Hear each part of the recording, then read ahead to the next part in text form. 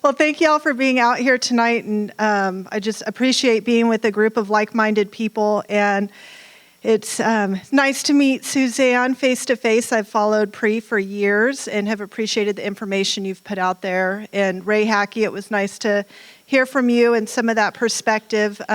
Ray and Hackey and my husband, Ray, and I, we all go to church together, and Ray and I are both on the board of the Christian Legal Society in Oregon, too. So it's fun, a lot of familiar faces here.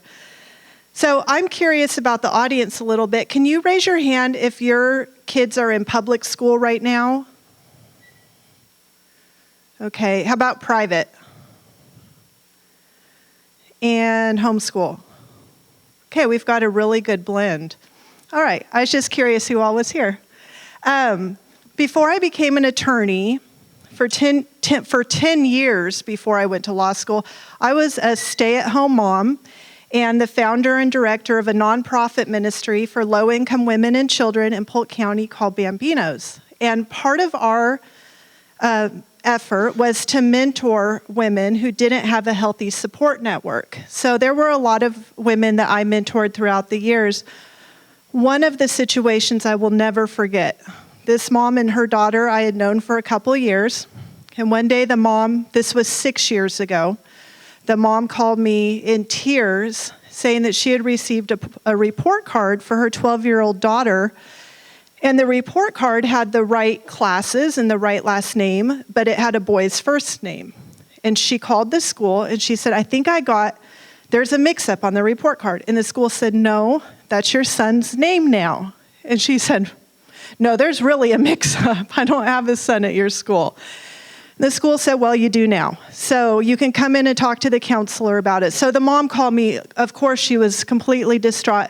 I was not an attorney yet. I was a mom. I was a mentor. I thought maybe this mom was confused or something wonky and emotional was happening. I didn't know what was going on. So I agreed to meet her at the school at the counseling office.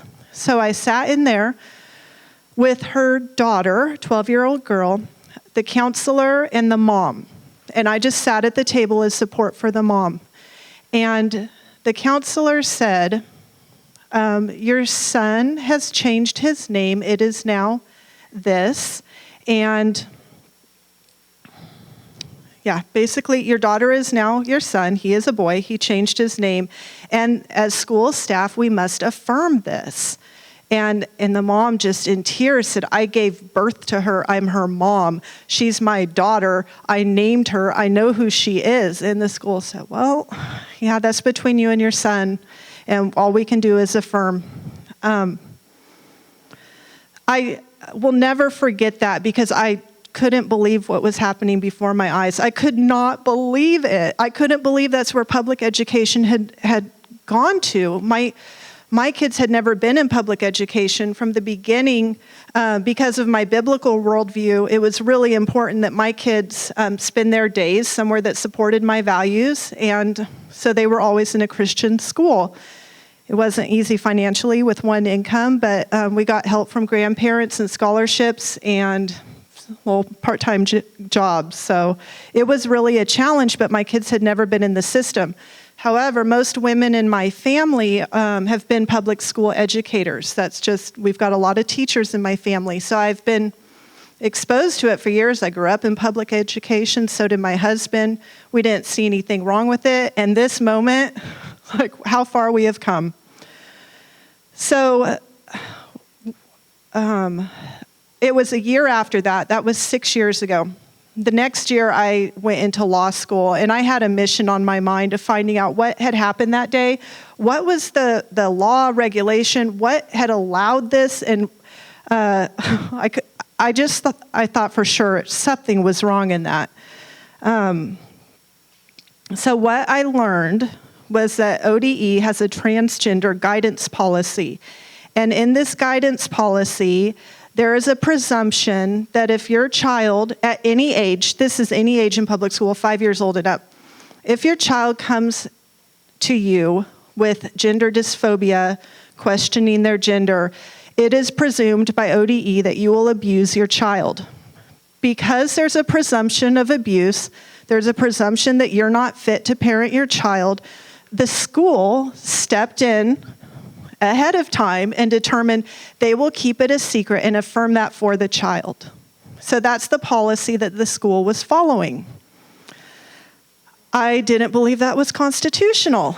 So I took a juvenile law class with an awesome judge, learned a lot about, also took a school law class, learned a lot about school law and juvenile law, and took what I had learned to the head litigator at OEA and said, basically what I had just told you, here's what happened, here's the policy I found. How do you reconcile this policy with a parent's constitutional rights to parent the child? And the OEA attorney looked at me like I was just crazy. She's like, what constitutional right to parenting are you talking about? I was like, are you serious? Like, we're not connected. Something's off here. And she says, no, under the Ninth Circuit, you do have a right to the education and upbringing of your child. You have a right to choose public school, private school, or homeschool. But if you choose public school, the child belongs to the state. I am paraphrasing, but that is what was said. I was like, whoa, you just say that out loud like it means nothing. Okay, so now I know where the issue is. Yeah, that's what I learned in law school. A lot of other things I learned too. Let me see. So I want to point out that I believe that we have a system that is not neutral to our beliefs and values. It is hostile towards them.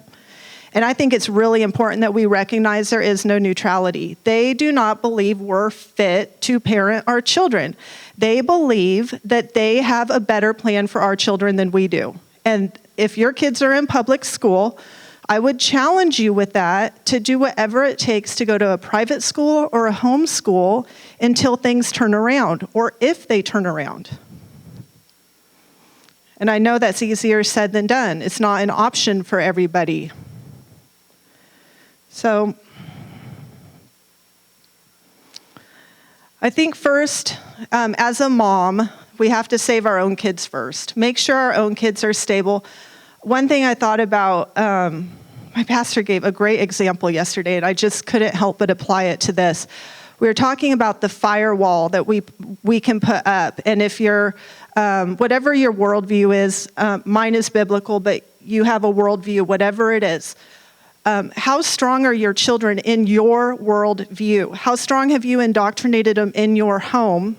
Do they have a firewall around them that they can stand up to what is being taught where they are? Are they strong enough? Because if we're just throwing kindergartners and elementary age students in this, they don't have that firewall yet. I will say for my kids, my daughter was, I'd say probably about 7th grade when I believed that she could stand up for her faith in school, and she was discerning enough to recognize what was truth and what was lie. My son, we're still getting there. He's in 8th grade, but we're close. He's a boy. So consider the firewall that you're building around your child's heart and mind in your home to stand up to this, because it's not just at school, it's everywhere, and they're going to be facing it at some point. So save your own child first. Second, look around the community. How have you been equipped with your resources, with your time, your education, your training, your money, whatever it is? How have you been equipped to make a difference for other children and for the community? And I've talked to teachers into starting a private school because they are so fed up with being conservative Christians in the public school system. I said, then get out. They have over 50 years combined experience. They're excellent teachers. I think private schools are the future of Oregon education. And I am encouraging good teachers and good administrators to get out and start private schools. So maybe some of us can invest in those schools. Maybe some of us can be staff, volunteers. Maybe we have land, buildings, facilities. Consider how to build a different system, because maybe some people put their energy into improving public school. Maybe some of us put our energy into creating a new system.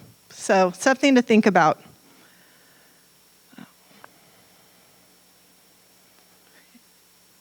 And as far as legislature goes, this issue for me is really, it's so much for me as a mom. This hits so close to home. I've always been very passionate about how I raise my children and the options that other moms have for their children. And I think as a legislator, I'm going to be looking for legislation that expands options for homeschool parents and private schools for families who couldn't traditionally afford it. So I'm looking to expand those options. And that little girl, I want to tell you what happened to that 12-year-old girl. So her family was going through a lot. She had a lot of trauma in her life that the school ignored. They just called it a social transition and affirmed it, but didn't look at the underlying issues. She ended up living with my family for a couple months while her parents were not stable. One of them came back and got her. One of them ended up homeless. Her brother ended up in juvenile hall. I wish I had a good ending to it, but what did ultimately happen is she's almost an adult now and has realized she always was a girl. So all those years of affirmation, I'm not sure what additional damage that did because we don't have a relationship anymore. I just have mutual friends. So the story didn't end well for her, and it definitely didn't end with her being a boy or a man. So, yeah. I have written, if you're interested in reading a lot more on Department of Education's transgender guidance policy, I wrote a legal paper on it. And on my website under Education and Parental Rights, there's a link to that. And it can be a little bit heavy, but it also might be something you can just pull ideas, case law out of if you have any friends or family going through that issue right now. So, let me think if there's anything else I wanted to say.